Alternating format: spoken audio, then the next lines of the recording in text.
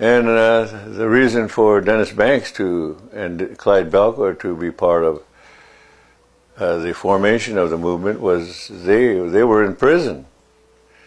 And they saw the racism going on right in the prison. There was no religious freedom rights, and so I think they came out of the prison, the institutions, with a determination to change what they had experienced. And well, when I got out of jail, when I got out of prison rather, in prison I run into a guy that was, his name was Tom Jones, and he began to politicize me, saying, and he says, Dennis, this is, how many Indians do you think there are in jail here?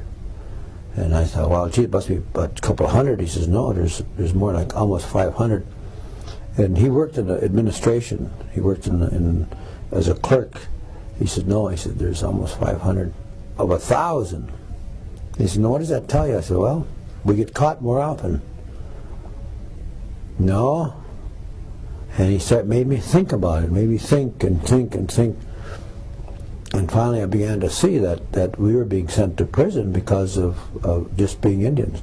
So when I got out, and then I ran into George right away. I said, George, I said, I want to do something. And we talked with Tom. He says, well, you guys got to do something. So we went door to door. We organized for a big meeting. And George Mitchell, myself, the Brown family, we went from door to door, knocking, asking people to come to this meeting. And we expected maybe 30, 40 people to come to the meeting. We bought some donuts. We bought like 3 dozen donuts in a small little old percolator.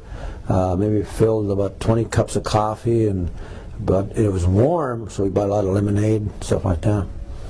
And the meeting was supposed to start at 7, but at 5 o'clock, people were showing up. We went down there to set up the chairs, and but by 5, there was some people coming there, and we ate up all the donuts and drank all the coffee.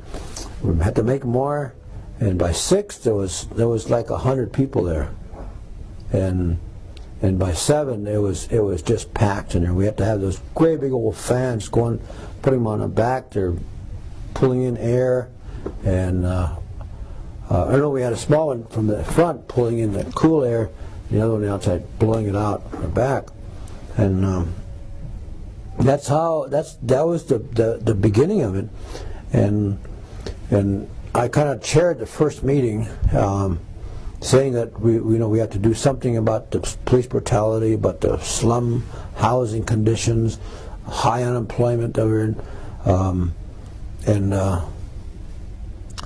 and the more we talked, the more people started to ask questions. And there was one guy out there in the audience who was saying, well, what kind of action are we going to do? And I'd say, well, we've got to form a committee.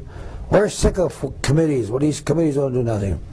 So everything that I was talking about was being challenged by this guy.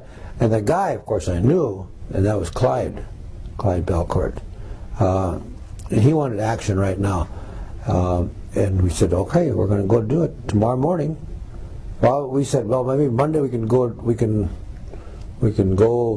meet with the police. No, we want to go tomorrow morning. So I said, all right, who wants to go tomorrow morning? So they formed people to go see the police chief right there, We were all there at this meeting, and so we brought together, I guess, the summation of all our lives, all our experiences at a time when I always expressed it that we were about to be written out of history as roadkill cultures of manifest destiny.